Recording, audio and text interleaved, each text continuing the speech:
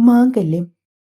പെട്ടെന്ന് അവളുടെ വിരലുകൾ തന്റെ മുടിയിഴകളിലേക്ക് ആഴ്ന്നിറങ്ങിയതും ജഗനും വല്ലാതായി. അല്പനേരത്തിന് ശേഷം അവളുടെ കൈ അയഞ്ഞതും ജഗൻ അവളിൽ നിന്നും അടർന്നു മാറി. പക്ഷെ ജാൻവി ഇപ്പോഴും യാഥാർത്ഥ്യത്തിലേക്ക് എത്താതെ സ്വപ്നലോകത്ത് തന്നെയാണ്. കുറച്ചുനേരം മാറി നിന്ന് ജഗൻ അവളെ വീക്ഷിച്ചു. ഏലസ് കെട്ടിക്കഴിഞ്ഞതൊന്നും പെണ്ണറിഞ്ഞിട്ടേയില്ല. ടോപ്പ് ഉയർത്തിപ്പിടിച്ച് കിളി പോയതുപോലൊരു നിൽപ്പാണ്. ജഗനൊരു കുസൃതി തോന്നി. അവൻ പതിയെ അവൾക്ക് അടുത്തേക്ക് ചെന്ന് ആ ടോപ്പ് വലിച്ച് താഴ്ത്തിയിട്ടു. അറിയാതെ ആ നിമിഷം അവന്റെ വലങ്കയിലെ ചൂണ്ടുവിരൽ അവളുടെ വയറിലൂടെ ഇഴഞ്ഞ് അവിടെ നാഭിച്ചുഴിയിലുടക്കി. അപ്പോഴാണ് അവനും താൻ എന്താണ് ചെയ്തതെന്ന ബോധ്യം വന്നത്. ഒരു ഞെട്ടലോടെ ജാനി അവനെ നോക്കിയപ്പോൾ അവളെ നോക്കി സോറി പറഞ്ഞുകൊണ്ട് അവൻ കിടക്കയിലേക്കിരുന്നു. അവളാണെങ്കിൽ പിന്നെയും അതേ നിൽപ്പ്. എടോ, താൻ നിന്നുറങ്ങാനാണോ ഉദ്ദേശിക്കുന്നത്? പെട്ടെന്ന് ജഗൻ ചോദിച്ചതും ജാൻവി വിലങ്ങനെ തലയാട്ടി. എങ്കിൽ ആ ലൈറ്റ് ഓഫ് ചെയ്തിട്ട് ഒന്ന് കിടക്കാൻ നോക്ക്. ജഗൻ പറഞ്ഞതും ഒന്ന് തലകുലുക്കിക്കൊണ്ട് അവൾ ബെഡിന്റെ മറുഭാഗത്തേക്ക് കിടന്നു. പിന്നെയും കുറച്ചേറെ സമയം ഇരുവർക്കുമിടയിൽ മൗനം തളം കെട്ടി നിന്നു. ജഗൻ ഒരു സംസാരത്തിന് തുടക്കം കുറിക്കാൻ എന്ന പോലെ ജാനി ജഗനെ വിളിച്ചു. എന്താ പറയേ? അത് പിന്നെ നാളെ മുതൽ ഞാൻ കോളേജിൽ പോയി തുടങ്ങും. നല്ല കാര്യം. ഒറ്റ വാക്കിൽ മറുപടി ഒതുക്കിക്കളഞ്ഞവൻ. അങ്ങനൊരു മറുപടി ആയിരുന്നില്ല അവൾ അവന്റെ ഭാഗത്തു നിന്നും പ്രതീക്ഷിച്ചത്. അതുകൊണ്ട് തന്നെ അവൾ മുഖം ഒന്ന് കൂട്ടിക്കൊണ്ട് ഒന്ന് ഇളകിക്കിടന്നു. ഞാനും നാളെ രാവിലെ പോകും. കുറച്ച് ദിവസങ്ങൾ കൂടി ഡ്യൂട്ടിക്ക് ജോയിൻ ചെയ്യുന്നത് കൊണ്ട് തന്നെ ഒരുപാട് വർക്ക് എനിക്ക് പെൻഡിങ്ങിലുണ്ട്. ജഗൻ പറഞ്ഞു. നല്ല കാര്യം. തിരിച്ച് ജാനിയുടെ ഭാഗത്തു നിന്നും അങ്ങനെ ഒരു മറുപടി കിട്ടിയപ്പോഴാണ് അവന് മനസ്സിലായത് താൻ ആദ്യമേ പറഞ്ഞത് അവൾക്ക് ഇഷ്ടപ്പെട്ടിട്ടുണ്ടായിരുന്നില്ലെന്ന്. പിന്നൊന്നും അവളോട് പറയാൻ നിൽക്കാതെ അവൻ കണ്ണുകൾ അടച്ചു കിടന്നു. സ്ഥലം മാറിയതുകൊണ്ടാണോ എന്തോ ജാനിക്ക് ആ രാത്രി അങ്ങനെ ഉറക്കം വന്നില്ല.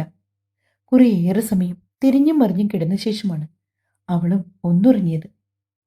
ജഗന് ഡ്യൂട്ടിക്ക് പോകാനുള്ളതുകൊണ്ട് തന്നെ അവൻ രാവിലെ എഴുന്നേറ്റു.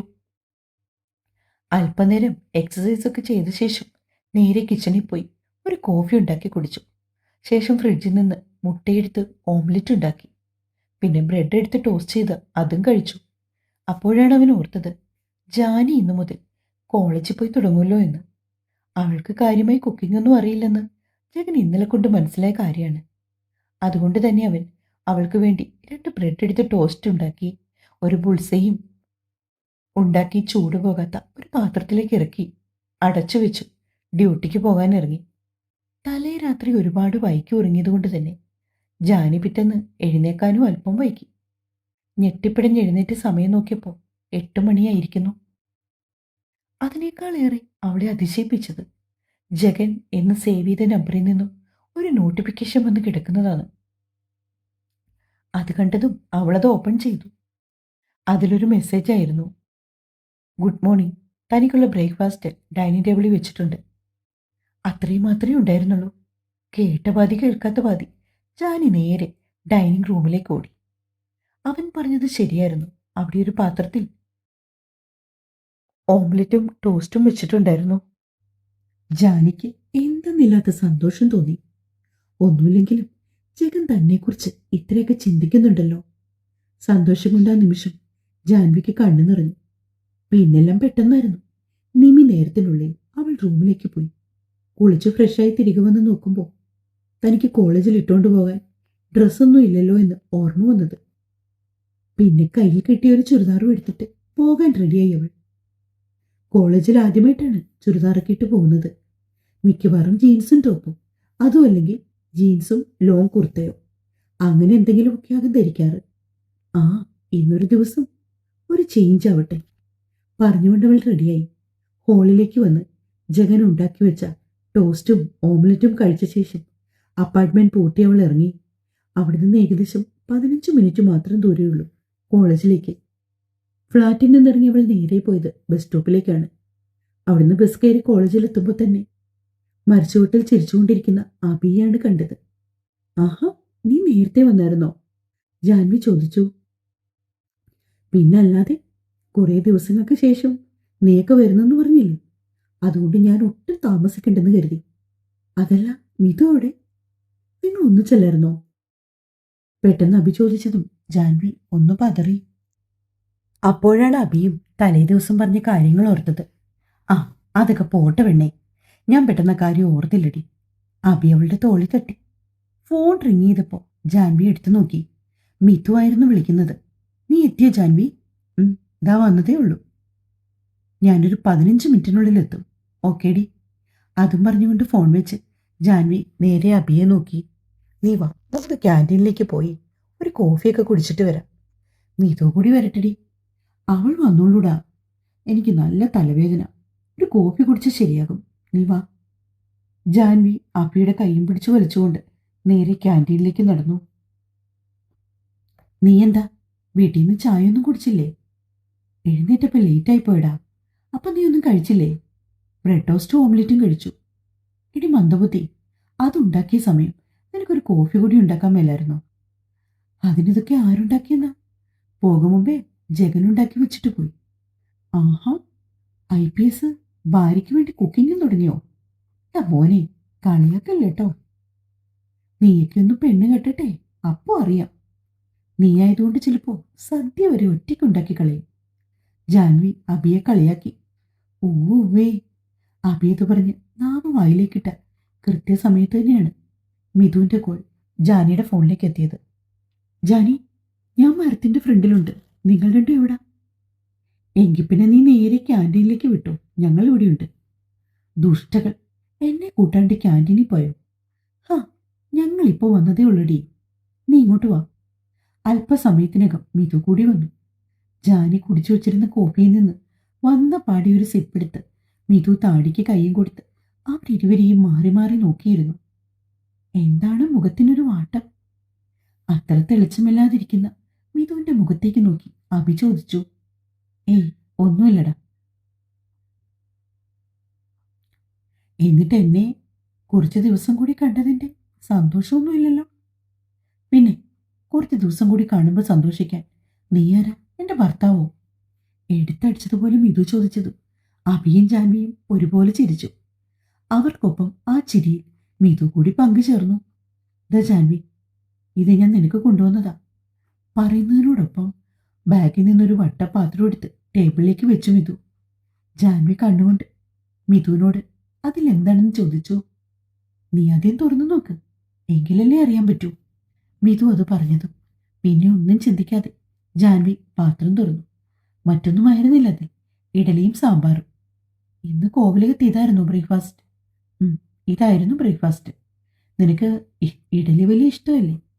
എനിക്കറിയായിരുന്നു നീ മിക്കവാറും ഇന്ന് രാവിലെ ഒന്നും കഴിക്കാതാകും വരുന്നതെന്ന്. അതാ ഞാൻ നിനക്ക് വേണ്ടി ഇതെടുത്തത്.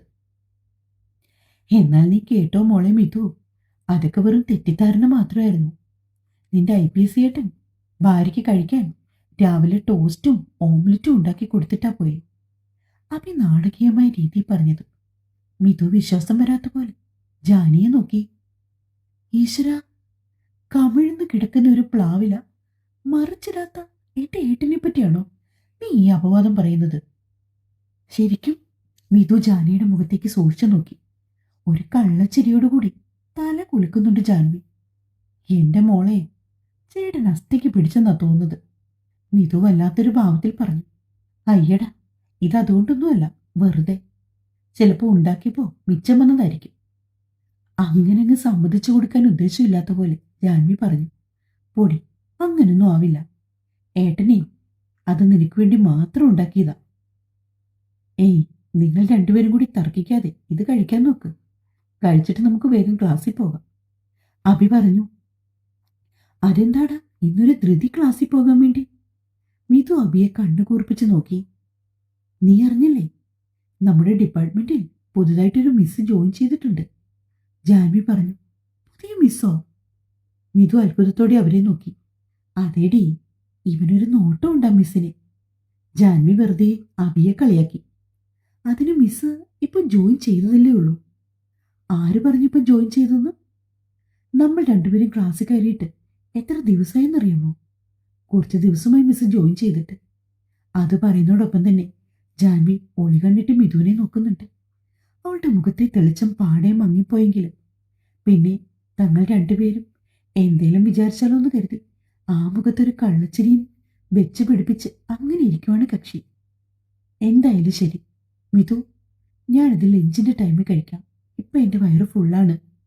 അതും പറഞ്ഞുകൊണ്ട് ജാനി മിതു കൊടുത്ത ബോക്സ് എടുത്ത് ബാഗിലേക്ക് വെച്ചു. ക്ലാസ്സിലേക്ക് നടക്കുകയാണ് അഭിയും മിതുവും ഒപ്പം ജാൻവിയും. ജാൻവി പറഞ്ഞത് ശരിയായിരുന്നു. കണ്ടാലധികം പ്രായമൊന്നും തോന്നാത്ത നന്നേ ചെറിയ കുട്ടിയായിരുന്നു മിസ്സായിട്ട് വന്നത്. മിതുവിന് വല്ലാത്ത അസൂയയും കുശുമ്പും തോന്നി. ഇടയ്ക്കിടയ്ക്ക് ക്ലാസ്സിലിരിക്കെ കണ്ണുകൾ അഭിയിലേക്ക് നീളുന്നുണ്ട്. അവനാകട്ടെ മുഴുവൻ നോട്ടവും ആ ടീച്ചറിനെ തന്നെയാണ്. സത്യത്തിൽ അവൻ ക്ലാസ് ശ്രദ്ധിച്ചിരിക്കുവാണ്. പക്ഷേ മിതുവിന്റെ കണ്ണിൽ അവൻ ടീച്ചറെ വായി നോക്കിയിരിക്കുന്നത് പോലെയാണ് അവൾക്ക് തോന്നിയത്. ഇടയ്ക്കിടയ്ക്ക് മിതുവിന്റെ തൊട്ടടുത്തിരിക്കുന്ന ജാനിയുടെ ശ്രദ്ധ മിതുവിലേക്കും ടീച്ചറിലേക്കും അഭിയിലേക്കുമൊക്കെ മാറി മാറി പോകുന്നുണ്ട്. ടീച്ചർ ക്ലാസ് കഴിഞ്ഞ് പോയപ്പോൾ മുതൽ മിതുവിനും മിണ്ടാട്ടമില്ല. ജാനിക്കാണെങ്കിൽ ചിരി വരുന്നുണ്ട്. പക്ഷെ ചിരിക്കാനും പറ്റില്ല. ഒരുവിധം ചിരി കടിച്ചു പിടിച്ച് അവളിരുന്നു. എന്നാലും ഈ ക്ലാസ് തീരാനായ സമയത്ത് ഇവരെന്തിനാ പുതിയ മിസ്സിനെയൊക്കെ കൊണ്ടുവന്നത്? മിതു പുതിയ മിസ് വന്നത് അത്ര ഇഷ്ടപ്പെടാത്ത രീതിയിൽ ജാൻവിയുടെ അടുത്ത് പറഞ്ഞു. അതിന് നമ്മുടെ ലീന മിസ് പ്രഗ്നന്റ് അല്ലായിരുന്നോ? പുള്ളിക്കാരി പ്രസവിക്കാൻ പോയ ഗ്യാപ്പിൽ ആരെങ്കിലും വേണ്ടേ? അത് മാത്രമല്ലല്ലോ, ഫസ്റ്റ് ഇയേഴ്സിനൊക്കെ ക്ലാസ് എടുത്തോണ്ടിരിക്കുന്നതല്ലേ. നമ്മുടെ ക്ലാസ്സല്ലേ തീരാൻ പോകുന്നുള്ളൂ. അവർക്കിപ്പോഴും ക്ലാസ് ഉണ്ടല്ലോ. അതും കൂടി കേട്ടതോടെ മിതുവിന്റെ മൗനം പൂർണ്ണമായി. ഉച്ചയ്ക്ക് മൂവരും ചേർന്ന് ലഞ്ച് കഴിക്കുമ്പോഴും മിതു മൗനമായി തന്നെയായിരുന്നു. നീ എന്താ അമ്പഴങ്ങി വിഴുങ്ങിയോ? അഭി മിതുവിന്റെ തലയിൽ കൊട്ടിക്കൊണ്ട് ചോദിച്ചു. രാവിലെ അവളോട് ടീച്ചറിന്റെ കാര്യം പറഞ്ഞതൊക്കെ അവൻ മറന്നു മട്ടായിരുന്നു.